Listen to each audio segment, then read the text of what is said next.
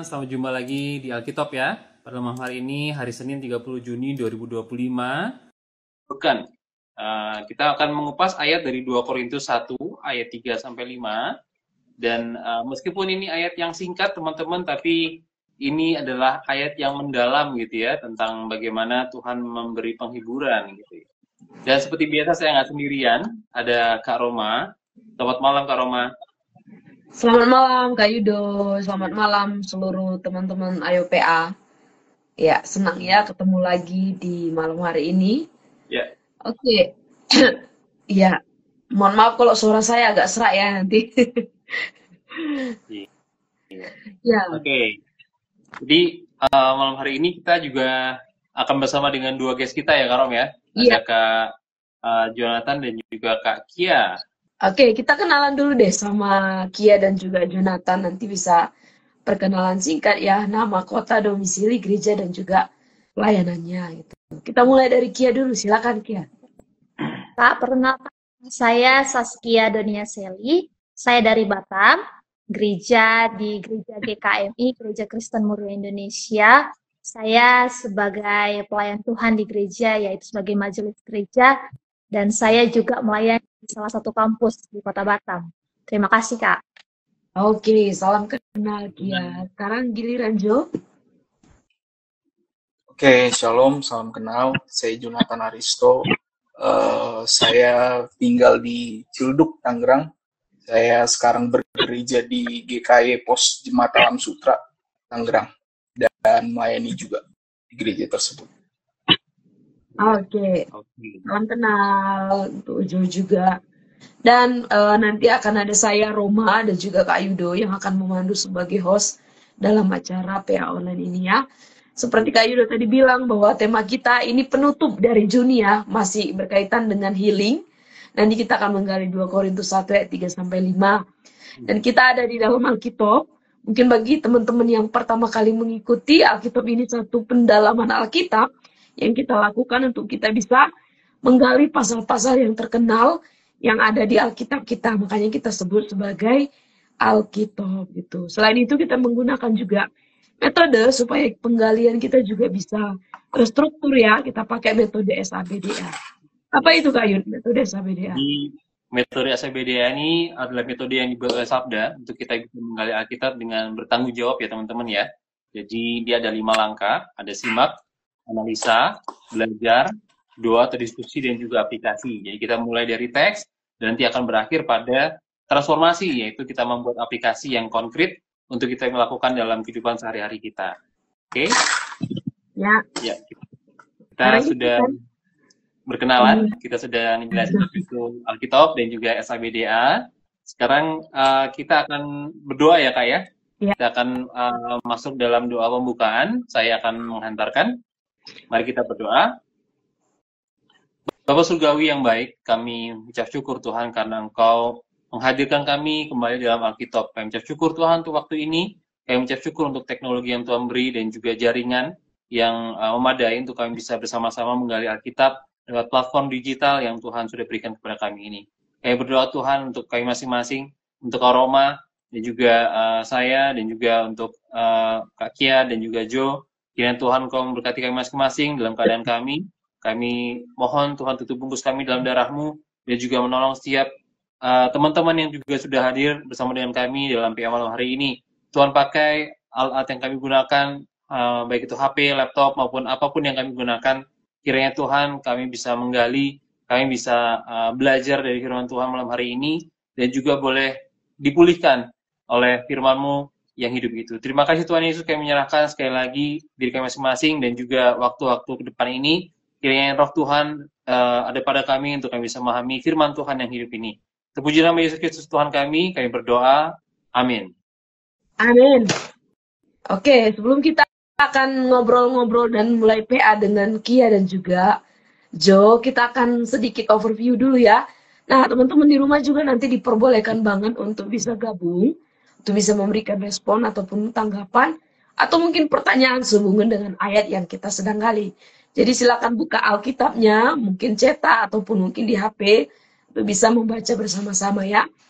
Nah, malam hari ini kita menggali dari 2 Korintus pasal yang pertama. Kalau kita lihat overview sedikit, surat 2 Korintus ini ditulis oleh Rasul Paulus. Dan kalau kita lihat 2 Korintus, berarti ada 1 Korintus gitu ya. Sebenarnya ada masalah-masalah yang terjadi kenapa Paulus harus menulis surat ini gitu ya. Kalau kita lihat di dalam konteksnya, memang masalah yang terjadi saat itu sangat-sangat kompleks. Dan salah satunya pelayanan Paulus yang paling, menurut saya yang paling menderita ketika dia melayani, yaitu melayani orang-orang Korintus gitu. Kenapa? Karena orang-orang Korintus ini kaya akan hikmat, kaya akan karunia dan lain sebagainya.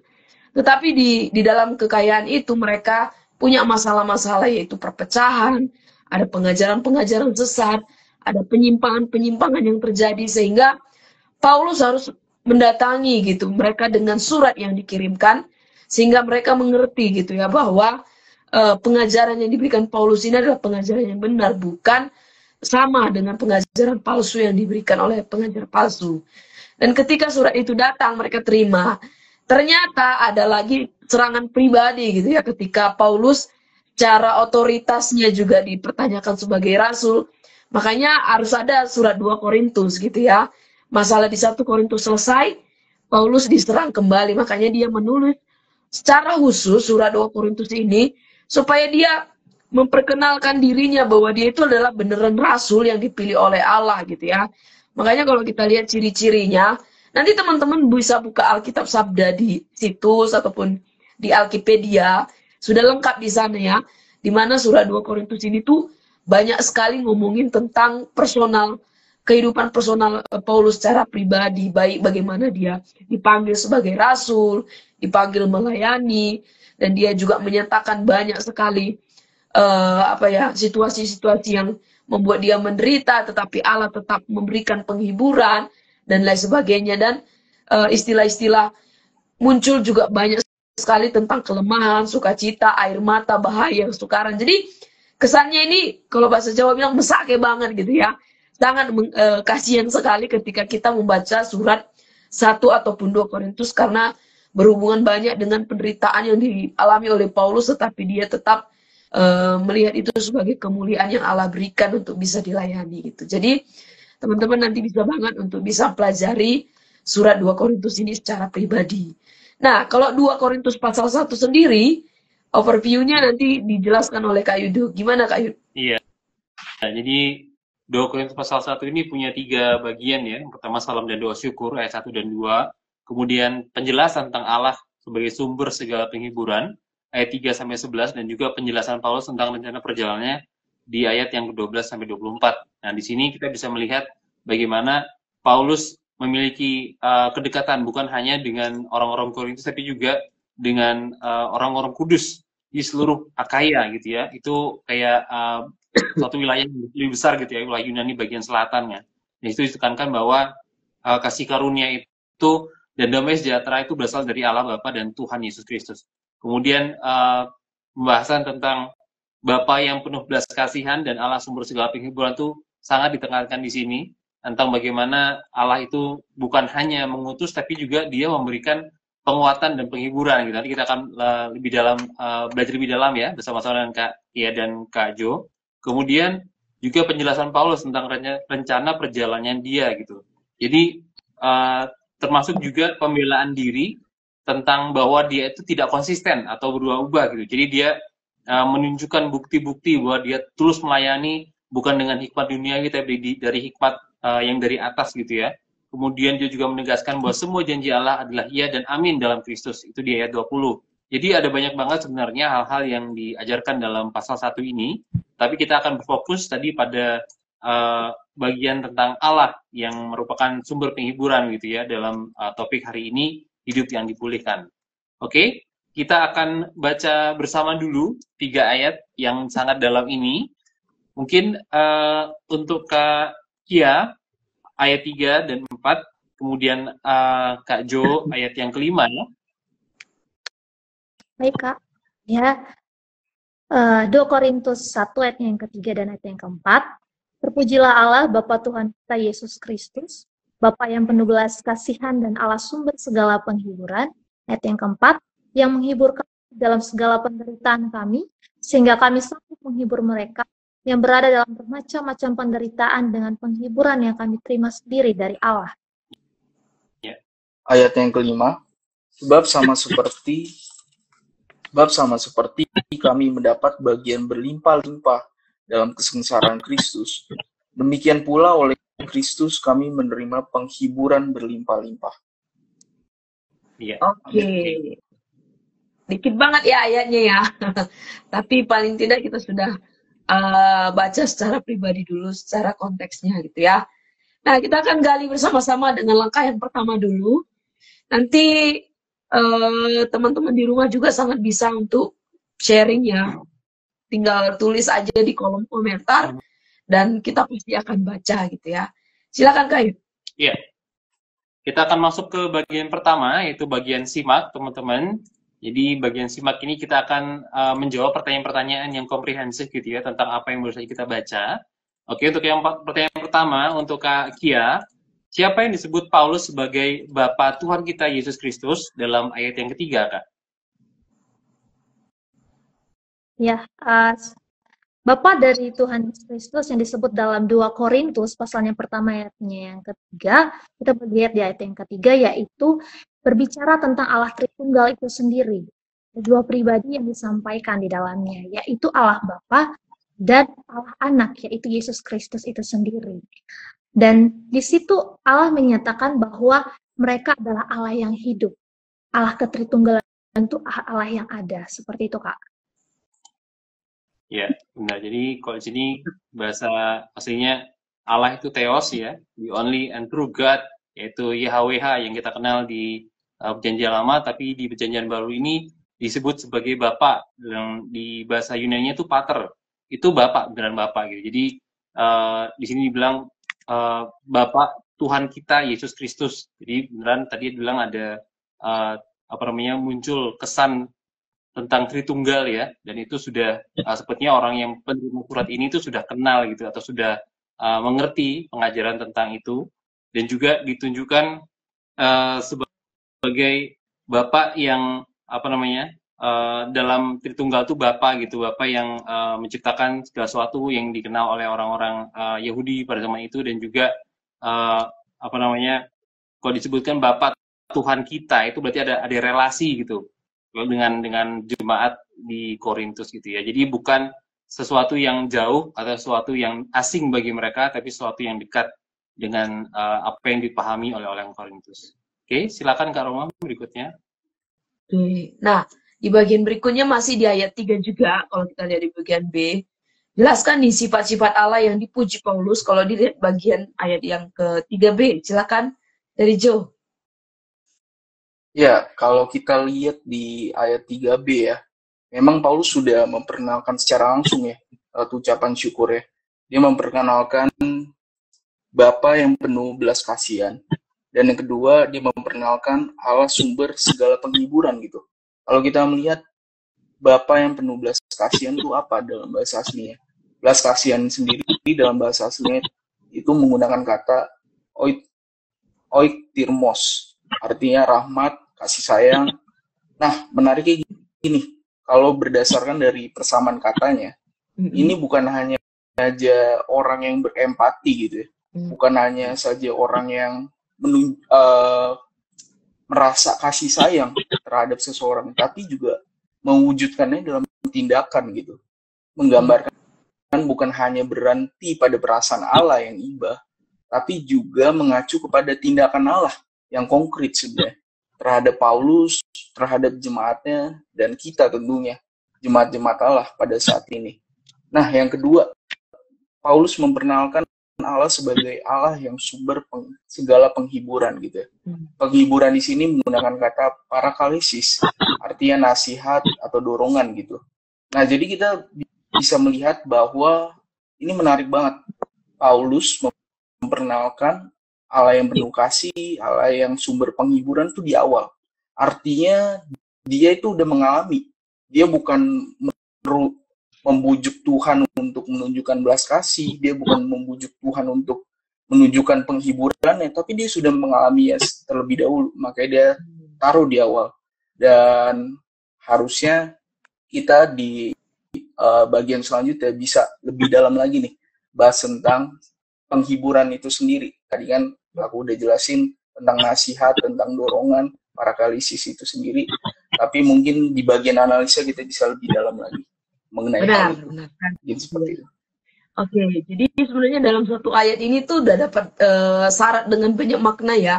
Tadi Bapak yang belas kasihan, padahal di awal kata juga sudah dimulai dengan Bapa Tuhan kita, diulang lagi kata Bapa di sana gitu ya. Jadi Bapa di sini tuh ditunjukkan penuh belas kasihan ya, bukan Bapa yang hanya mengamati saja sebagai pengamat dan tidak melakukan apa-apa gitu ya, tetapi dia adalah Bapa yang peduli, Bapa yang tidak cuek kepada anak-anaknya gitu. Dan sumber penghiburan ini juga menjadi satu penutup di ayat 3 gitu ya, bagaimana dukungan yang diberikan oleh Bapa yang memberikan keteguhan juga kepada Paulus yang sudah merasakan, kalau istilahnya Joe tadi, yang sudah mengalami kasihnya Bapa itu. Oke, kita lanjut di bagian berikutnya. Silakan Kayu. Ya, kita masuk ke ayat yang keempat ya. Apa yang Allah lakukan kepada Paulus dan kawan-kawannya ketika mereka mengalami penderitaan, kalau kita melihat dari ayat 4 ini. Silakan Kak. Apa yang dilakukan oleh Allah kepada Paulus saat dalam penderitaan dalam ayat 4 itu secara jelas ya dikatakan Kak, bahwa Paulus itu mendapat sebuah penghiburan yang daripada Allah. Penghiburan yang di sini dapat diartikan sebagai kekuatan yang daripada Allah, seperti itu.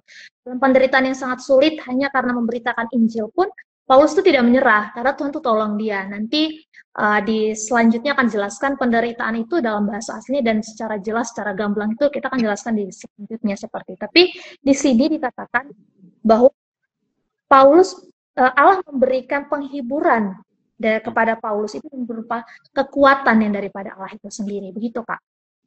Ya, jadi kita melihat tadi bukan Allah yang cuek ya, dia bukan Allah yang cuek, Allah yang cuma melihat dari jauh gitu, tapi dia Allah yang juga memberikan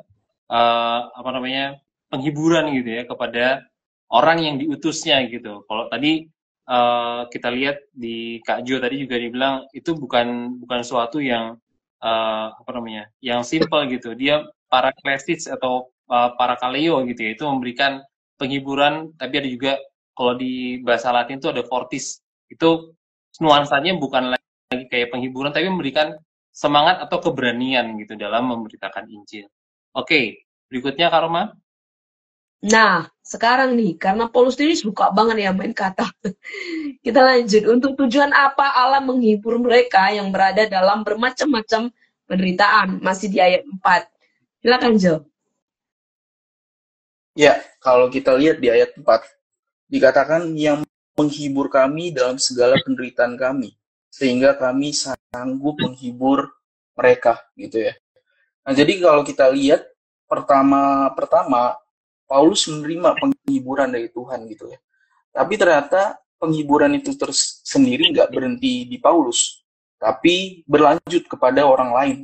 Dalam hal ini, jemaat tentunya ya, jemaat di Korintus, yang menghibur gitu. Allah yang menghibur jemaat Korintus dan juga Paulus. Jadi kalau kita lihat di sini kita bisa katakan gitu ya, pekerjaan Allah itu seharusnya bekerja di dalamku, tetapi nggak hanya berhenti di dalamku, tetapi juga melalui aku gitu ya. Itu yang harus benar-benar kita capai, kita doain gitu, agar benar-benar kita menjadi berkatnya Tuhan, kita menjadi alatnya Tuhan. Gak hanya berhenti pada diri kita sendiri, tapi juga selalu berlanjut kepada orang lain. Jadi kita bisa lihat lagi anugerah Tuhan, pekerjaan Tuhan itu nggak pernah yang namanya egosentris untuk kemuliaan diri sendiri, atau hanya berhenti untuk diri sendiri. Tapi anugerah Tuhan selalu dipakai untuk melayani sebenarnya, selalu dipakai untuk menunjukkan apa yang Tuhan mau, yaitu melayani sebenarnya dan menghibur dalam hal ini. Seperti itu sih. Ya, saya suka sekali ayat 4 ini ya, karena permainan katanya sangat bagus sekali kalau saya renungkan juga gitu ya. Dan ketika mereka bisa menghibur, dikatakan penghiburan yang diberikan ke orang lain pun bermacam-macam penderitaan gitu. Jadi penderitaan yang dialami oleh orang lain itu bukan semacam gitu ya, bukan bermacam, tapi bermacam-macam. Dan ketika Paulus, di sini Paulus nggak pakai kata saya ya, tetapi kami gitu ya. Paulus dan rekan-rekannya, karena perjalanan misi ada banyak teman-teman Paulus di sana gitu ya. Mereka menghibur orang lain dengan penghiburan yang diterima dari Allah gitu. Jadi Paulus nggak cuma kasih ayo semangat atau dikasih ore-ore gitu ya, tetapi mereka menerima penghiburan dulu dan itu disalurkan ke orang lain yang sudah mereka terima dari Allah gitu. Jadi bukan berdasarkan kekuatan Paulus, Paulus menghibur orang-orang yang bermacam-macam punya penderitaan itu, tetapi itu berasal dari Allah sendiri, penghiburan dari Allah sendiri. Ya, memang cukup permainan kata yang sangat bagus di sini ya, bagaimana Paulus menjelaskan secara gamblang tentang penghiburan itu sendiri. Nanti kita akan kulik lagi di bagian analisa. Teman-teman di rumah silakan bisa komentar apapun sehubungan dengan bagian yang sedang kita simak bersama-sama ya. Oke, silakan Kak. Ya, ini tadi Kak Rono bilang Paulus bermain kata ya, tapi dia juga menunjukkan bahwa Paulus ini orang yang terpelajar gitu ya. Dia menunjukkan kemampuan sastranya dalam memberikan kata-kata penguatan kepada jemaat gitu ya. Ya, di ayat yang kelima ini juga masih dalam tanda kutip permainan kata gitu ya, atau menggunakan kata yang berbolak-balik gitu ya, tapi punya makna gitu ya. Berapa banyak mereka mendapat kesengsaraan dari ayat yang kelima ini, Kak Kia? Ya, kalau kita lihat di ayat yang kelima dikatakan, kalau saya pakai terjemahan baru 2 di sini, sama seperti kami mendapat bagian berlimpah-limpah dalam kesengsaraan. Berarti berlimpah-limpah di sini kan dimaksud adalah sudah terlalu banyak ya penderitaan yang dialami oleh Paulus, sampai mau dihitung pakai jari pun mungkin sudah sulit seperti itu. Jadi berapa banyak itu memang sudah terlalu banyak yang dialami dalam ketika dia mengikut dengan Kristus seperti itu. Iya. Kamu ingat nggak? Kamu ingat nggak? Iya. Enggak. Karena tadi dia bilang banyak gitu ya. Kamu ingat nggak penderitaan apa aja yang dialami Paulus? Ya, salah satunya Kak, ketika dia berada dalam penjara itu sangat penderitaan yang sangat-sangat menurut saya biasa ya Kak, ketika mengikut Kristus sampai dia harus masuk ke dalam penjara. Terus dia juga ketika mengajar sempat batu. Nah, itu merupakan salah satu hal yang penderitaan yang mungkin kita secara manusia juga tidak akan menerima seperti itu untuk saat ini gitu. Oke. Silakan Kak. Ya, itu daftarnya tuh ada di 2 Korintus 11 ya. Itu disebutkan banyak banget yang dialami, setidaknya yang dicatat di situ oleh Paulus gitu. Dan pasti ada lebih banyak lagi yang dia alami ya. Tadi kata berlimpah-limpah tuh perisewo bahasa Yunani. Dan itu juga bisa berarti lebih dari cukup. Jadi penderitaannya lebih dari cukup gitu. Tapi itulah yang digunakan oleh Paulus untuk menunjukkan betapa banyaknya hal yang harus dia tanggung untuk menyatakan Injil Kristus kepada dunia gitu ya. Oke, ini juga masih berkaitan dengan pertanyaan nomor 6 Kak Roma. Iya, sekarang ke Joe, berapa banyak nih mereka mendapat penghiburan? Di ayat 5 juga, silakan. Ya, tadi kalau dikatakan di bahasa aslinya, artinya lebih dari cukup kesengsaraannya yang mereka dapat, ternyata Allah juga menghibur mereka tuh lebih dari cukup gitu. Jadi sejauh mana mereka menderita, ternyata lebih dari cukup juga Tuhan menghibur mereka, Paulus dan rekan-rekannya. Jadi seperti itu Kak. Ya, lebih dari cukup ya, berlimpah-limpah ya. Berlimpah-limpah ini udah kayak air kalau dikasih ke gelas itu sampai tumpah gitu. Jadi nggak cukup gitu ya. Udah saking banyaknya gitu ya kesengsaraan yang diterima, tetapi juga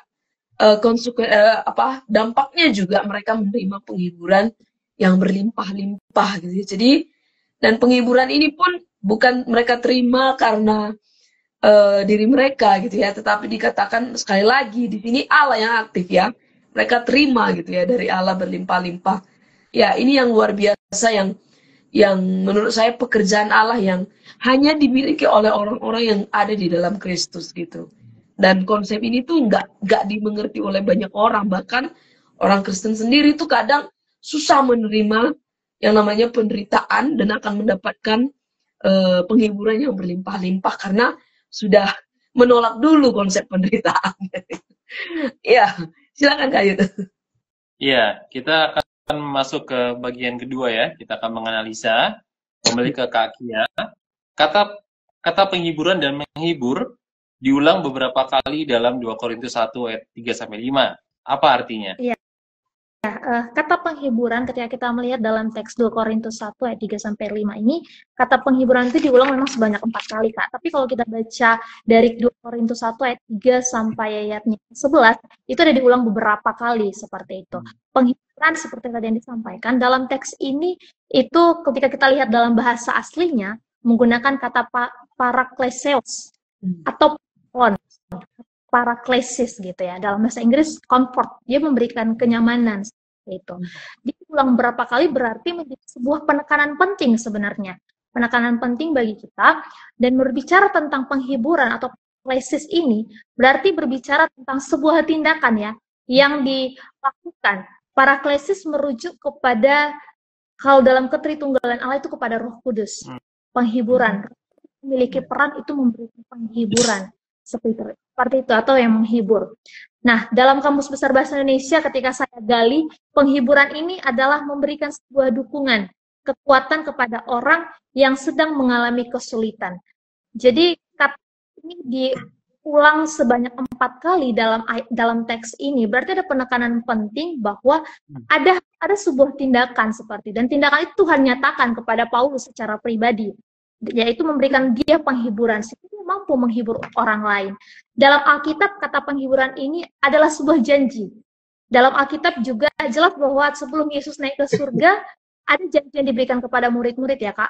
Ketika Tuhan Yesus mau naik ke surga, yaitu Tuhan akan memberikan penolong, yaitu Roh Kudus sebagai penghiburan. Roh Kudus inilah yang akan menolong dan menghibur pada saat itu kepada murid-murid. Jadi penghiburan dalam teks ini ketika saya menggali dan mendalami, teksnya adalah penghiburan yang sejati, yang selalu dapat dirasakan, yang membawa sebuah kenyamanan, membawa sebuah ketenangan, membawa sebuah kedamaian, dan penghiburan yang sejati ini kita hanya dapatnya dari Tuhan. Penghiburan dalam teks ini berbicara mengenai bagaimana seseorang mendapatkan atau memberikan damai sejahtera, kenyamanan, sukacita, kekuatan yang tidak ada batasnya seperti itu ya, dan selalu always diberikan gitu kepada orang tersebut. Penghiburan ini kita dapat hanya dari Tuhan seperti itu. Mungkin dari orang lain kita akan mendapatkan penghiburan ini, tetapi tidak selalu dan tidak seperti ketenangan yang kita rasakan dari Tuhan seperti itu. Mungkin orang bisa menghibur kita, tapi dalam waktu saat itu saja. Setelah itu kita hanya butuh Tuhan dalam kehidupan kita seperti itu Kak. Iya, benar banget. Jadi bukan sekadar kayak sabar ya, gitu, ya, tenang ya, gitu. Tetapi satu tindakan dari Allah sendiri yang menyentuh hati gitu ya, memberikan penguatan, kekuatan, ketenangan dalam segala hal yang diterima oleh Paulus dan juga mungkin orang-orang Kristen yang juga dalam penderitaan gitu ya. Nah ini juga tadi sempat disebutkan paraklesis, parakaleo, parakletos gitu, hal-hal yang kata-kata yang berhubungan dengan penghiburan, penguatan, dan juga consolation ya kalau dalam bahasa Inggris ya, memberi penghiburan dalam kesesakan dan juga penderitaan yang dialami oleh orang Kristen. Jadi aku setuju banget dengan Kak Kia, tadi banyak banget disampaikan bahwa ini diulang-ulang, berarti ada poin yang mau disampaikan oleh Paulus gitu dalam teks ini gitu, bahwa ini merupakan satu hal yang penting, dan itu juga beriringan. Jadi ketika kata penghiburan itu pasti beriringan dengan dengan nama Allah dan juga Yesus Kristus gitu. Jadi bukan sesuatu yang di luar kedua pribadi Tritunggal ini begitu. Bahkan tadi parakletos itu juga secara kesan itu juga menyebutkan atau membahas juga tentang adanya Roh Kudus gitu yang memberikan penghiburan dalam diri orang-orang percaya. Oke, berikutnya Kak Roma silakan Kak. Ya, kita lanjut ya ke bagian berikutnya itu.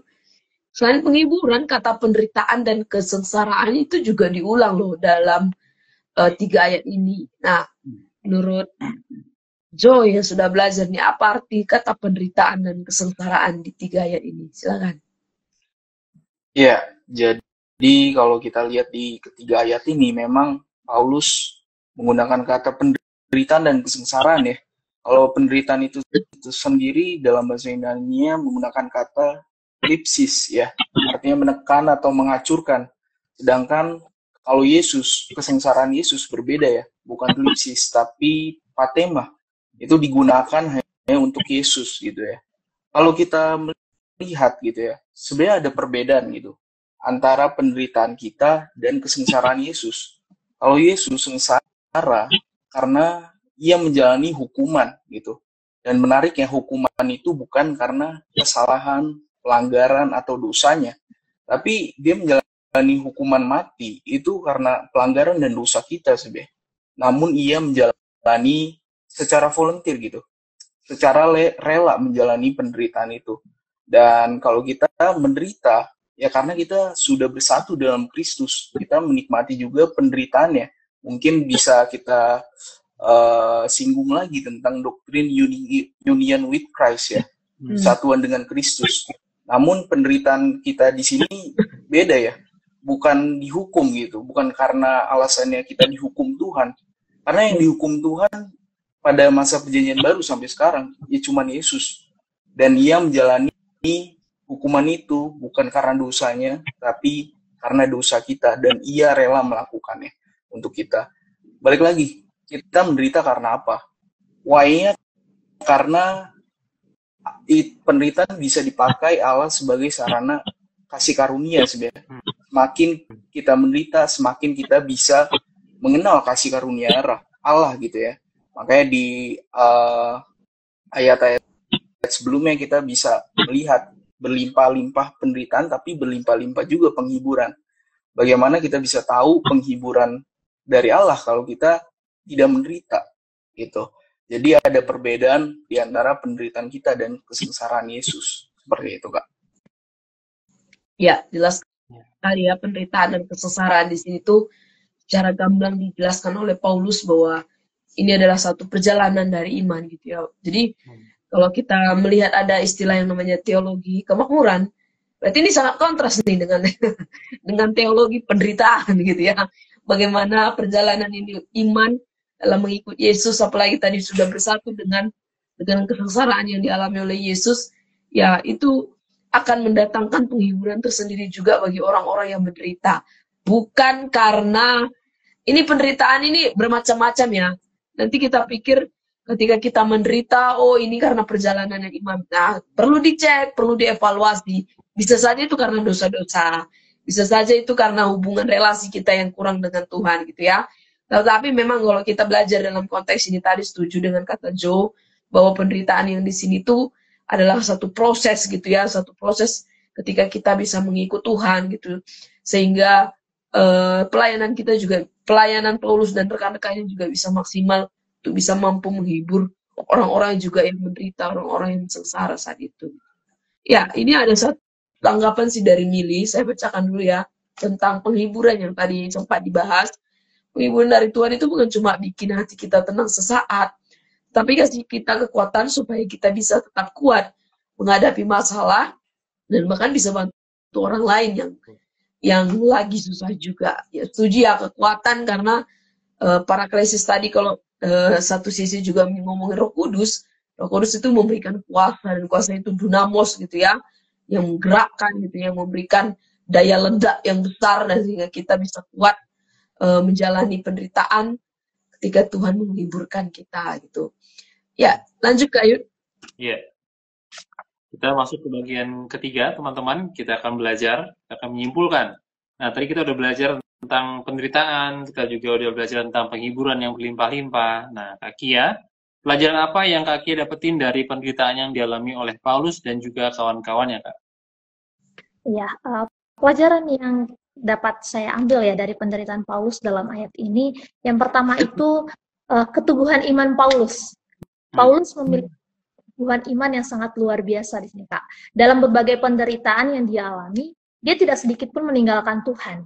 Ketika kita mengikut Tuhan, berarti kita siap dong menerima apapun hal yang akan diperhadapkan dengan kita. Sama seperti Paulus. Paulus ketika dia mengambil komitmen untuk mengikut Tuhan, menjadi pelayan Tuhan, dia siap menerima apapun yang menjadi konsekuensinya. yang harus dia terima, seperti itu. Yang kedua, kuasa Tuhan itu nyata dalam sebuah kelemahan, seperti itu. Paulus menyadari bahwa dalam kelemahannya ada kuasa Tuhan yang bekerja dengan sempurna. Kalau dilihat dari teks yang lain, itu Filipi 1 ayat yang ke-21 mengatakan, karena bagiku hidup adalah Kristus dan mati adalah keuntungan. Berarti di sini hidup kita ketika kita mengikut Kristus, kematian kita juga adalah keuntungan untuk Kristus dan untuk kita secara pribadi dan untuk orang lain. Seperti itu, berarti membawa dampak. Dan ketika dalam kelemahan itu, Tuhan menyatakan kuasanya. Dan dari penderitaan Paulus ini, bahwa Tuhan yang akan menghiburkannya dan akan menolong dia. Dan gak hanya keyakinan dia saja, dan gak hanya keyakinan Paulus saja, tapi Tuhan sendiri langsung bertindak seperti itu ya, memberikan kekuatan kepadanya. Jadi hidup dalam Kristus itu tidak selalu mudah sebenarnya, yang saya pelajari, tidak selalu mudah. Dan hidup mengikut Kristus itu tidak segampang kita membelalaikan telapak tangan, seperti itu, dengan mudah, seperti itu. Tetapi banyak hal yang harus kita diperhadapkan, dan itu untuk menguji bagaimana iman kesetiaan kita kepada Tuhan sebenarnya. Dan dari situlah sebenarnya dari ayat inilah saya belajar bagaimana ketika saya mengikut Tuhan, ketika menghadapi penderitaan, kesengsaraan, mungkin penderitaan, masalah yang saya hadapi, saya melihat Paulus saja bisa. Walaupun Paulus adalah seorang rasul ya, mungkin sulit secara manusia, khususnya saya, untuk mengikuti jejak Paulus. Tapi bagaimana respon kita harus belajar, dan belajar. Seperti itu, Kak, yang saya boleh dapat. Iya. Ya, tadi banyak banget ya sampaikan oleh Kak Kia, yang setuju banget. Jadi di situ juga Paulus dan teman-temannya, mereka menderita, mereka mengalami kesulitan, kesesakan gitu ya. Itu mereka juga tidak kehilangan iman gitu. Itu aku sangat melihat dalam perjalanan hidup Paulus gitu ya. Bahkan kalau kita tadi balik dikit ya ke tentang penderitaan tadi, itu patema tadi itu ya, itu kan sebenarnya kan kesengsaraan Kristus gitu ya, patema Kristos. Jadi itu suatu hal yang ditanggung oleh Kristus demi satu tujuan, yaitu adalah menyelamatkan manusia gitu kan, menebus manusia gitu. Dan orang Kristen juga mengalami hal itu juga ketika mereka masuk dalam penderitaan Kristus. Nah, Paulus juga akhirnya setelah mereka dipanggil oleh Tuhan untuk menjadi saksinya gitu, dia juga mengalami hal-hal yang dialami oleh Kristus untuk tujuan supaya orang lain mengenal Injil keselamatan gitu. Dia mengalami hal-hal yang di luar nalar, kadang-kadang dipukul, kemudian dipenjara dalam kondisi yang sangat sangat mengerikan gitu ya. Tetapi dia tetap percaya gitu. Tadi Kak Roma juga sempat sebut tentang teologi kemakmuran, dan seringkali aku lihat tuh teologi kemakmuran tuh ngutip kata-kata Paulus gitu. Supaya kamu baik-baik dalam jiwamu gitu kan, dalam tubuhmu gitu. Tapi itu justru ditulis dalam penjara gitu, dalam keadaan yang sangat sulit. Jadi seringkali orang melupakan konteks dan mengambil contoh sana sini, tapi lupa melihat konteks yang sedang dialami Paulus dan juga apa yang sedang disampaikan oleh sang rasul ini ya. Oke, silakan Kak Roma selanjutnya, Kak. Nah, sekarang untuk Joe bagaimana nih pelajarannya? Bagaimana pengalaman menerima penghiburan dari Allah bisa membuat kita mampu menghibur orang lain? Silakan.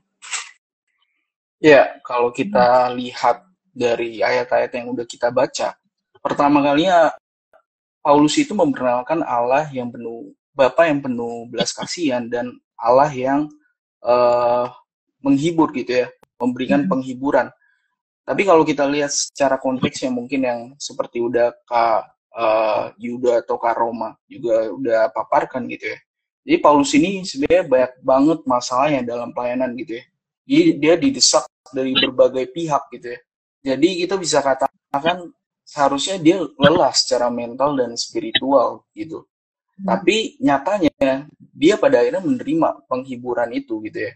Walaupun memang jemaatnya yang sebagai anak rohani seharusnya membela, mendukung, tapi memang ada sebagian juga yang mulai menentang Paulus tuh, karena rasul-rasul palsu lain yang menentang kewibawaan Paulus itu sendiri sebagai seorang rasul. Nah, tapi Paulus ini justru melihat pribadi Allah yang penuh belas kasihan dan menghibur gitu ya. Lihatnya dari mana? Kristus sebenarnya. Kalau kita melihat Kristus itu gak hanya merasakan, tapi juga mengalami. Kristus itu dikhianati Yudas, Kristus tidak diakui atau disangkal Petrus, semua murid meninggalkan Yesus, semua orang yang terdekat pada Yesus meninggalkan Yesus di Taman Getsemani. Terus ketika Yesus sudah dekat pada penyaliban misalnya, murid-muridnya tuh bukannya mengerti gurunya akan disalib gitu ya, tapi mereka malah bertanya mengenai siapa yang tertinggi di antara mereka. Kalau kita merujuk kepada kisah-kisah yang sebelumnya di dalam Perjanjian Baru, mereka juga ribut mengenai politik gitu ya. Untuk kemerdekaan bangsanya mereka sendiri, mereka mau menjadikan Yesus sebagai raja Israel gitu ya. Padahal jelas-jelas Yesus sudah Yesus sudah beri tanda bahwa ya dia akan mati, dia adalah Mesias untuk membebaskan mereka dari hukuman dosa dan lain sebagainya. Tapi pada akhirnya orang-orang terdekat di dalam Yesus gak mengerti juga. Artinya apa? Yesus juga merasakan apa yang Paulus rasakan sebenarnya. Dan itu yang menjadi penghiburan. Paulus tidak pernah sendiri dalam penderitaannya. Paulus tidak pernah sendiri dalam kesusahannya. Tapi Allah juga ada bersama-sama dengan dia. Karena Allah pernah merasakan.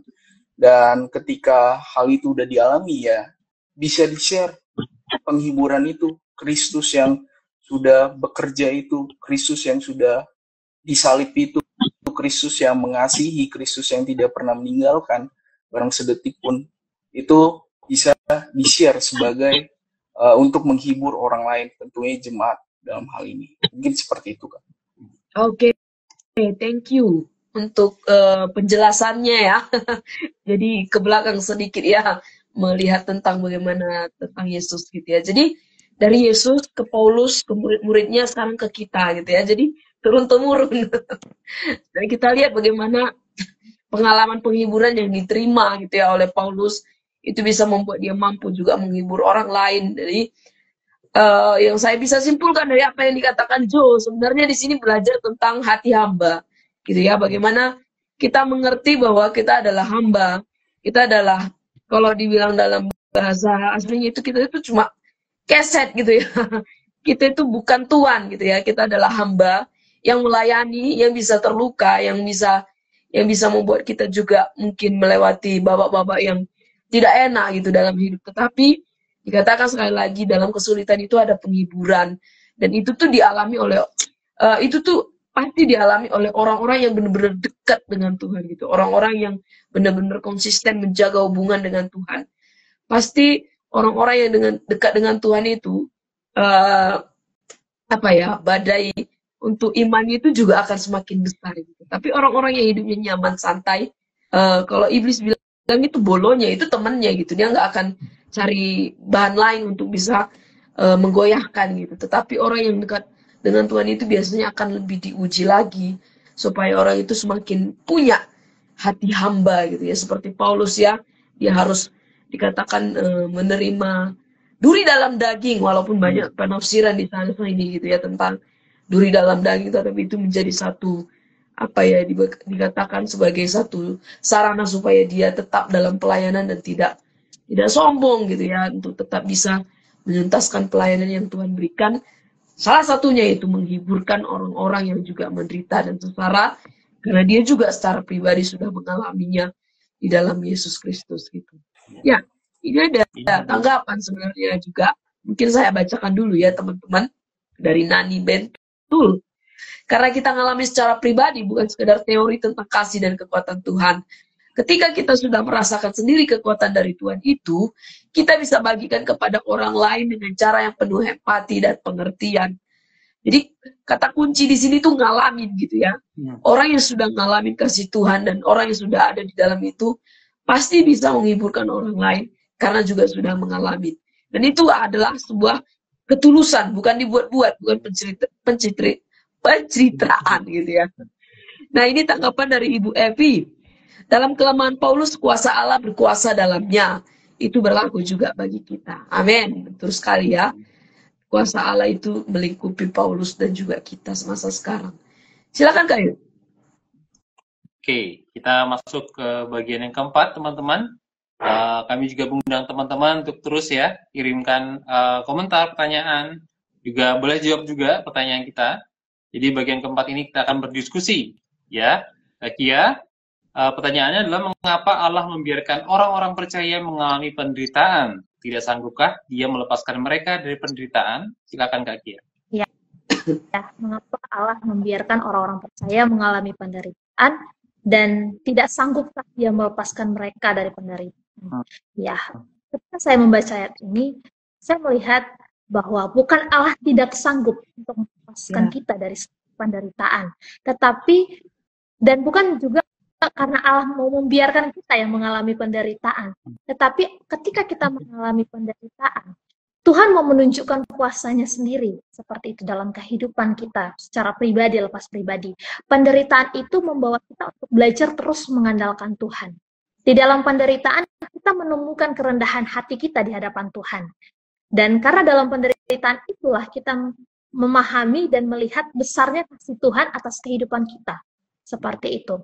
Yusuf, dia melewati hal terburuk ya dalam kehidupannya. Kalau kita melihat dari perjanjian lama, Yusuf itu mengalami hal terburuk dalam kehidupannya. Dia dibuang oleh kakaknya sendiri seperti itu. Dia dijadikan budak, dia difitnah, bahkan dia di dalam penjara seperti itu. Tapi dia tidak sekalipun menyerah. Dan dia menerima apa pada akhirnya? Dia menerima sesuatu yang lebih indah dari apa yang dia pikirkan. Dia boleh menyelamatkan keluarganya seperti itu. Dan melalui penderitaan ini, bukan Tuhan tidak mau membantu, bukan Tuhan lepas tangan ya terhadap kita. Dan bukan Tuhan gak sanggup untuk melepaskan kita. Tuhan sanggup, Tuhan tahu kita mengalami penderitaan. Makanya, bagaimana respon kita, hubungan kita dengan Tuhan sebenarnya, Kak? Karena apa? Kenapa saya bilang seperti itu? Kalau kita memiliki hubungan yang intim dengan Tuhan, maka kita akan melihat penderitaan itu sesuatu yang untuk membuat kita kuat sebenarnya. Bukan menjadikan kita untuk lemah atau gagal. Penderitaan itu sebuah kegagalan. Tuhan ingin membuat kita itu berbuah lebat, menjadi berkat bagi banyak orang. Melalui apa? Melalui hal yang harus kita alami. Kita sedang ditanam lama nih, contoh seperti pohon. Kita sedang ditanam lama untuk menghasilkan akar yang kuat. Dan ketika kita menghasilkan akar yang kuat di dalam Tuhan, kita akan menghasilkan buah-buah yang lebat seperti itu. Begitu juga kehidupan kita. Ketika kita melandasi kehidupan kita dengan Tuhan, fondasi dasar kita sudah kuat dengan Tuhan, maka ketika kita mengalami penderitaan, angin kencang, sekencang apapun, kita tetap akan kuat seperti itu. Dan di akhir kita akan melihat bahwa banyak orang yang boleh diberkati dari kehidupan kita melalui penderitaan yang kita alami. Seperti itu. Ibrani 13 ayat 8 mengatakan, Yesus Kristus itu sama baik dari kemarin maupun hari ini sampai selama-lamanya. Orang lain boleh berubah, tapi Tuhan Yesus itu nggak pernah berubah. Itu sih Kak, satu kunci. Iya, benar banget ya. Ini ada pertanyaan juga dari Ibu Evi. Jadi harus senang menderita kah? Oh, itu menjawab pertanyaan berikutnya. Menderita gitu ya. Menurut Kak Kia gimana Kak? Kalau menurut saya Kak, dari yang saya garis, 1 Petrus 3, jawabannya ada 1 Petrus 3 ayat 14. Kenapa saya katakan itu? Tapi sekalipun kamu harus menderita juga karena kebenaran, berbahagialah kamu, sebab itu janganlah takut kepada mereka dan janganlah gentar. Berarti harus bahagia ya? Iya, tetap harus berbahagia dan harus mengucap syukur. Karena dalam teks ini dikatakan Paulus saja bisa mengucap syukur ya dalam penderitaan dia. Dan memang mungkin secara manusia, secara logika manusia kita nggak bisa, mungkin nggak sanggup. Tetapi ketika kita seperti yang saya katakan, kita memiliki hubungan yang baik dengan Tuhan, kita pasti sanggup mengucap syukur dalam apapun penderitaan gitu Kak. Iya, ini kalau kita lihat sedikit ke bawah ya, di 2 Korintus 1 ayat 9, dibilang supaya kami jangan menaruh kepercayaan pada diri kami sendiri, tapi kepada Allah yang membangkitkan orang mati. Ini mungkin juga Paulus melihat bahwa penderitaan itu Tuhan kasih, penderitaan itu Tuhan izinkan gitu ya.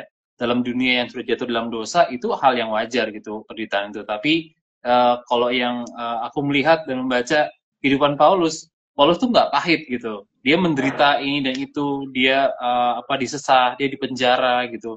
tapi ketika dia bertemu dengan Bernike ya, ketika dia naik banding gitu ya, dia bilang sama Bernike, aku mau supaya kamu menjadi seperti aku, kecuali belenggu ini gitu. Jadi kayak seperti menunjukkan bahwa aku pengen supaya kamu jadi percaya sama Tuhan, atau dalam konteks ini aku juga mau kamu tidak menderita gitu. Tapi dalam hal iman gitu, aku mau juga kamu menjadi orang percaya kepada Tuhan Yesus gitu. Jadi sekali lagi penderitaan itu mungkin diizinkan Tuhan gitu, tapi tujuannya bukanlah penderitaan gitu. Tujuannya bukanlah sekadar supaya orang itu bisa merasakan penderitaan, mengerti penderitaan, enggak. Tapi sebenarnya tujuannya itu supaya kita tidak membanggakan diri, atau dalam konteksnya Paulus ketika dia mempertobatkan orang, dia menginjili dengan mendirikan jemaat dan sebagainya, itu bukan kepada dia segala tumpuannya, tapi kepada Tuhan Yesus sendiri, atau kepada Bapa yang memberi dia kekuatan gitu dalam pekabaran Injil gitu. Sekali lagi, bukan kita suka pada penderitaan, karena penderitaan itu akan dihapuskan satu hari lagi nanti di langit yang baru dan bumi yang baru, tapi bahwa penderitaan itu seharusnya kita memaknainya bukan sebagai sesuatu yang membuat kita pahit gitu ya, tapi menjadi sesuatu yang bisa dipakai Allah gitu ya. Tadi Kak Kia menyebut tentang Yusuf, ketika kita bisa melihat gambaran besar bahwa Allah juga turut bekerja dalam penderitaan ya, Roma 8 ayat 28 gitu, bahwa ini juga bisa menjadi alat yang Tuhan pakai untuk membuat Paulus gitu ya, menjadi orang yang semakin serupa dengan Kristus begitu ya. Oke, silakan Kak Roma untuk pertanyaan selanjutnya, Kak. Nah, ini sebenarnya sangat berkaitan juga dengan pertanyaan Bu Evi barusan ya. Apakah kalimat Paulus ini, kami mendapat bagian berlimpah-limpah dalam kesengsaraan Kristus, akan membuat orang percaya, menurut Joya, akan membuat orang percaya bangga atau malah ketakutan? Bisa kamu jelaskan nih? Oke, kalau kita udah ngerti apa tujuan Tuhan dari penderitaan ini gitu ya, harusnya kita nggak ketakutan. Ya mungkin realistisnya mungkin sedikit ada ketakutan gitu ya, tapi tidak sampai yang namanya hidup dalam ketakutan ya. Karena kenapa? Kita udah ngerti maksudnya Tuhan gitu. Dari penderitaan yang kita alami, kita udah ngerti tujuannya Tuhan, maksudnya dalam penderitaan yang kita alami gitu ya. Kemudian kalau dikatakan bangga gitu, bangga seolah-olah ini pekerjaan kita ya gitu. Padahal ini pekerjaan Roh Kudus, pekerjaan Tuhan gitu ya. Jadi mungkin kata yang tepat adalah tenang. Kenapa tenang? Ya karena balik lagi, Allah yang menghibur kita, Allah yang penuh belas kasihan yang menghibur kita, dan ya kita sudah ngerti, kita sudah mendapatkan pemahaman yang benar apa maksud Tuhan dari penderitaan yang kita alami. Mungkin seperti itu, Kak. Oke, jadi ya kalau Joe pakai kata tenang juga nggak masalah sebenarnya ya gitu. Tapi mungkin kata bangga di sini itu karena apa ya? Paulus juga dalam beberapa hal kan juga dia pelayanan itu ada suatu kebanggaan gitu, karena dia bisa memperkenalkan Kristus gitu sebagai Tuhan yang menyelamatkan. Makanya dia juga terlibat, katakan ikut memikul salib gitu ya. Jadi saya setuju sekali gitu ya. Ada banyak orang-orang yang tidak mengerti tentang penderitaan yang dimaksud itu satu panggilan dari Kristus gitu ya. Akhirnya orang pada satu titik tertentu itu jadinya stuck gitu ya. Akhirnya bisa jauh dari Kristus, bisa jadi takut pelayanan lagi, atau diam-diam sudah nggak usah lah. Akhirnya saya tahu ketika saya melayani kok saya menderita gitu, padahal saya sudah melayani. Mungkin ada banyak anak Tuhan yang sering bertanya demikian ya. Saya sudah melayani Tuhan, saya sudah lakukan A, B, C, sampai Z. Tapi kok saya masih menderita, kok saya masih kekurangan, kok saya masih ini, itu gitu ya. Terlalu banyak sumut-sumutan kita di hadapan Tuhan. Ya sebenarnya itu mindset kita yang belum mengerti gitu tentang penderitaan, tentang pikul salib itu seperti apa gitu, yang akhirnya membuat kita nggak mengerti tentang mengikut Kristus yang sejati itu harus memikul salib dan menyangkal diri gitu ya. Jadi kalau mau dipilih bangga atau takut, ya mungkin mungkin ada di dua-duanya ini ya. Satu sisi juga bangga tapi bukan karena kitanya. Mungkin dalam satu kegiatan juga kadang kita akhirnya benar nggak sih ini penderitaan ini karena Kristus gitu ya. Jadi kita perlu, saya melihat bahwa kita perlu sering introspeksi gitu ketika kita melayani, ketika kita masuk terlibat dalam dikatakan pekerjaan Kristus. Kita harus melihat sikap pelayanan kita ini beneran murni di hadapan Tuhan atau hanya sekedar ikut-ikutan supaya dipandang orang oke gitu ya. Tapi hendaknya kita bersuka cita gitu ya. Kalau Paulus bilang karena kita dianggap layak menderita dalam nama Kristus gitu ya. Itu yang membuat kita bersuka cita dan segala sesuatunya rugi selain pengenalan akan Kristus yang disebut Paulus juga di kitab surat Filipi gitu. Ya, kiranya teman-teman juga bisa mengerti atau mungkin kalau ada pertanyaan sehubungan kalau teman-teman menderita dalam pelayanan apakah itu membawa ketakutan atau membawa kebanggaan dalam arti rohani gitu ya. Silakan bisa dibagikan di kolom komentar juga. Oke, thank you. Silakan Kak Yudo. Ya, kita masuk ke bagian terakhir. Kita masuk ke dalam bagian aplikasi, teman-teman. Jadi untuk Kak Kia dan juga Kak Jo, pertanyaannya, manakah yang lebih sering teman-teman alami? Mendapat penghiburan dari Tuhan, atau Tuhan mampukan teman-teman untuk menghibur orang lain? Nah, silakan bagikan salah satu pengalaman Kak Jo dan Kak Kia yang paling berkesan. Mungkin dari Kak Kia dulu ya. Oh, oke, Kak. Untuk saya, karena saya mendapat penghiburan dari Tuhan, maka saya mampu menghibur orang lain. Seperti itu. Ya, satu pengalaman saya, Kak, yang mau saya bagikan. Ya, saya punya satu penyakit hipertiroid autoimun.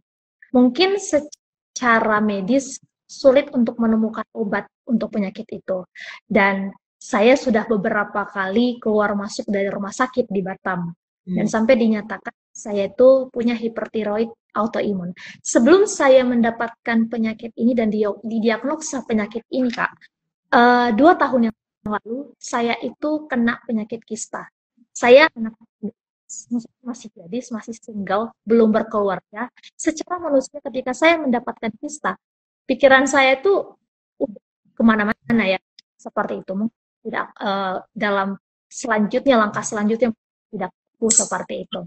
Tapi satu kekuatan yang Tuhan berikan kepada saya ketika saya menghadapi kista, ketika saya operasi, saya sempat drop dan saya tuh sempat hampir masuk ke ruang ICU.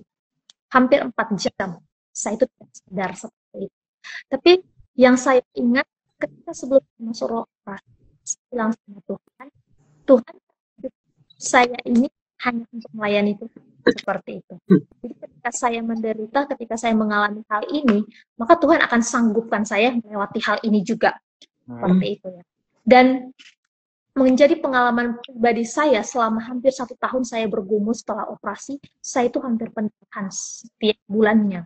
Seperti itu, pendarahan terus-menerus. Sampai pada akhirnya saya harus keluar masuk rumah sakit pada tahun 2023.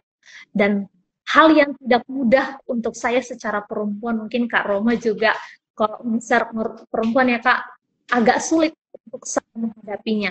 Kondisi saya ini masih sekolah, maksudnya masih kuliah, dan saya masih single. Banyak intimidasi iblis yang membuat saya itu kadang ragu dengan caranya Tuhan dan ragu dengan apa yang Tuhan mau kerjakan dalam kehidupan saya. 2020 saya lewati Kak. Masuk ke 2024, jalan saya rasanya mulus.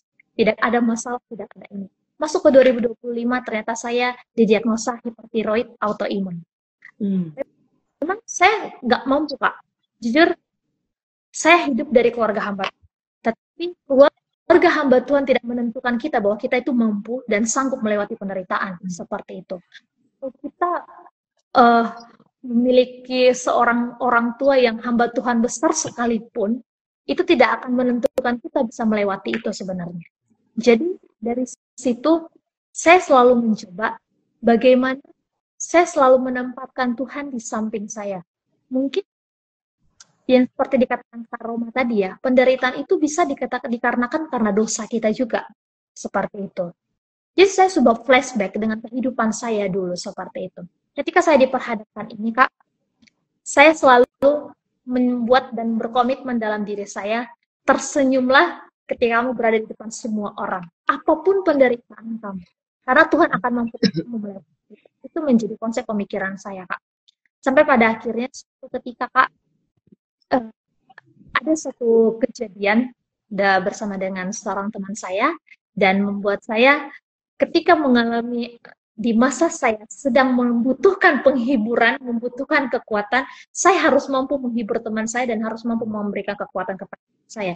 Dan puji Tuhannya, karena saya mengandalkan Tuhan dalam kehidupan saya mampu melakukan itu. Padahal satu sisi, saya membutuhkan orang juga sebenarnya untuk menolong saya, membantu saya. Karena hipertiroid autoimun itu Kak sudah sampai mengganggu ke mental health saya secara pribadi. Gitu. Orang sudah terkena, saya memang ada anxiety Kak. Anxiety dan bipolar saya ada. Memang tidak stadiumnya tidak terlalu tinggi, tetapi satu sisi secara logika sebenarnya anak seperti itu membutuhkan orang dong untuk mendorong dia, menolong dia, memampukan dia seperti itu untuk melawan penyakit-penyakit itu. Tetapi saya bukan tidak membutuhkan orang, saya membutuhkan orang. Tetapi saya lebih mengandalkan Tuhan karena saya tahu saya punya Tuhan yang besar seperti itu. Karena saya berpikir Kak, Gucci tidak akan menjadi barang yang paling berharga ketika dia tidak ditempah. Karena dia ditempah, makanya dia menjadi barang yang berharga. Begitu juga kehidupan kita. Ketika kita mau ditempah oleh Tuhan, diproses oleh Tuhan, dibengkel oleh Tuhan, ya kita akan menjadi sesuatu yang berharga untuk orang lain. Seperti itu sih Kak. Terima kasih. Thank you untuk kesaksian yang luar biasa ya. Jadi Kak Kia ini juga menghidupi firman Tuhan ya, membawa Tuhan dalam segala sesuatu yang dihadapi gitu. Tadi aku sempat, wow, ini bukan suatu hal yang mudah gitu. Tapi tadi Kak Kia juga dikuatkan untuk bisa menolong, menghibur juga ya temannya tadi ya. Bagaimana dengan Kak Jo, Kak? Silakan. Ya, kalau ditanya lebih sering mana gitu ya, pasti kedua-duanya gitu ya. Mendapat penghiburan dari Tuhan iya, tapi juga Tuhan, puji Tuhannya memampukan juga lewat Roh Kudus untuk menghibur orang lain. Mungkin apa ya, bukan pada fisik gitu ya, tapi pada apa yang di dalam gitu, yang membuat saya cukup menderita sebenarnya. Jadi saya ini sebenarnya latarnya orang yang sangat gak percaya diri gitu ya, insecure. Terus dalam perjalanan saya gitu, mengiring Tuhan, melayani, saya merasa benar-benar lonely. Saya benar-benar merasa sendiri gitu ya. Orang yang saya harapkan mungkin membantu saya percaya kepada dia. Nyatanya di luar ekspektasi saya gitu ya. Tidak seperti yang saya harapkan gitu. Tapi saya dikuatkan, dihiburkan Tuhan melalui apa? Ada satu ayat di Perjanjian Lama. Allah mengatakan seperti ini. Aku memilih engkau, ini lagi berbicara kepada Israel. Aku memilih engkau bukan karena engkau bangsa yang besar. Aku memilih engkau bukan karena engkau bangsa yang hebat atau kuat dan lain sebagainya. Tapi ya cuman karena anugerah gitu. Nah, dari situ saya terhibur. Saya nggak pernah sendiri gitu. Allah memilih saya untuk melayani dia bukan karena fasilita yang saya punya, bukan karena kenalan-kenalan yang saya punya, bukan karena semua yang saya bisa lakukan gitu ya, bukan karena kelayakan saya, ya tapi ya karena anugerah Tuhan semata gitu. Nah, lanjut ke memampukan untuk menghibur. Ketika saya melayani, saya ketemu anak gitu ya, anak muda yang sebenarnya pada intinya sama seperti saya, dan dia merasa nggak layak gitu ya, bahkan sempat nggak mau gereja karena benar-benar nggak ngerasa layak untuk datang kepada Tuhan. Ya tapi ya saya menggunakan ayat yang Tuhan hibur saya, itu ayat yang sama saya akhirnya pimpin, saya akhirnya mungkin bisa katakan muridkan gitu ya, sampai pada akhirnya ya sekarang aktif bergereja gitu, walaupun mungkin masih jatuh bangun, masih kadang merasa nggak layak lagi, tapi ya puji Tuhannya Tuhan mampukan sih, seperti itu Kak. Ya, amin. Terima kasih untuk kesaksiannya juga ya. Ini sangat menguatkan juga, dan juga ini sangat menolong kita untuk memahami pembacaan kita hari ini ya, 2 Korintus 1 ayat 3 sampai yang kelima ini. Kedua kakak itu juga memberikan bagaimana Tuhan itu menjadi sumber penghiburan, firman Tuhan menjadi sumber kekuatan ya. Terima kasih teman-teman untuk sharingnya. Terima kasih untuk penggali malam hari ini. Kita sampai di penghujung malam hari ini. Kak Roma akan memberikan pelajaran, Kak. Silakan, Kak. Iya. Ini Jipris juga berikan pelajaran, saya bacakan ya. Oke. Kalau dari saya secara pribadi, saya lebih sering mengalami penghiburan dari Tuhan. Contohnya ketika saya mendapat masalah, kekecewaan, sakit penyakit, gagal, rasa sendiri, dan tidak ada yang menolong, Tuhan dekat dengan saya. Saya merasa Tuhan tidak pernah jauh dari saya. Saya rasa setiap kali saya menangis, tampaknya Tuhan selalu dekat. Mungkin dekat maksudnya atau dekat ada gitu ya. Ya, ini Jiblis kompleks juga ya. Penghiburan yang diterima dari Tuhan gitu ya. Luar biasa. Terima kasih teman-teman. Saya sendiri juga belajar hari ini gitu ya. Kalau tema kita memang di penutup akhir bulan Juni, healing. Dan Tuhan mampukan kita gitu ya, ketika Tuhan hiburkan, dikatakan kita menerima healing yang sejati gitu ya, menerima kesembuhan yang total, yang benar-benar dari Tuhan gitu ya, sehingga kita juga mampu untuk menghiburkan orang lain. Kadang-kala memang dalam kelemahan yang kita alami itu Tuhan perhadapkan untuk kita juga menolong orang dalam kelemahannya gitu. Itu sesuatu yang sulit loh, dan itu nggak bisa dilakukan oleh banyak orang kalau beneran nggak punya hubungan yang dekat dengan Tuhan, nggak punya kepekaan dengan Tuhan gitu ya. Tetapi tadi dengan sharing Kia, dengan sharing Joe yang masih sangat muda gitu, tetapi sudah bisa menghiburkan orang lain, di tengah dirinya sendiri juga masih mengalami pergumulan gitu ya. Itu sesuatu yang luar biasa, dan kalau bukan Tuhan yang bekerja, menurut saya juga tidak bisa dilakukan gitu. Dan saya sendiri terhiburkan gitu ya. Malam ini harusnya menghibur, saya sendiri terhibur jadinya dari kesaksian teman-teman, dari sharing teman-teman, mendapatkan penghiburan gitu ya. Bagaimana saya sendiri juga biar nantinya bisa mampu menghiburkan orang lain gitu ya. Saya bukan tipikal orang yang suka nasehatin, gampang nasehatin orang gitu. Tapi mungkin saya lebih tipenya lebih suka mendengarkan, lebih mau kalau orang konsultasi saya lebih banyak mendengarkan gitu. Jadi mungkin Tuhan juga mau supaya saya, ya kalau bisa dibilang karunia, lebih banyak mendengar dibanding ngomong gitu ya. Jadi kiranya Tuhan juga bisa mampukan kita semua untuk menjadi saluran berkat ya, yang bisa menghiburkan orang lain di tengah keterbatasan kita juga yang mungkin terus perlu penghiburan daripada Tuhan gitu. Ya. Terima kasih, Kak Yudo akan memberikan kesimpulan bagi kita semua. Ya, teman-teman, dari PA malam hari ini kita belajar bahwa Allah adalah sumber segala penghiburan. Sekali lagi, Allah adalah sumber segala penghiburan yang nggak pernah ninggalin umatnya. Jadi ketika mereka sedang dalam penderitaan, Tuhan akan selalu hadir, memberikan penghiburan, bahkan tadi berlimpah-limpah gitu ya. Supaya apa? Supaya kita bisa menguatkan orang lain yang juga dalam penderitaan. Supaya mereka juga boleh mengenal Tuhan Yesus dan juga kasih-Nya gitu ya. Jadi teman-teman, ketika kamu dalam kesulitan, dalam keadaan yang sulit, dalam tekanan, dalam penderitaan gitu, jangan menyerah gitu, jangan putus asa.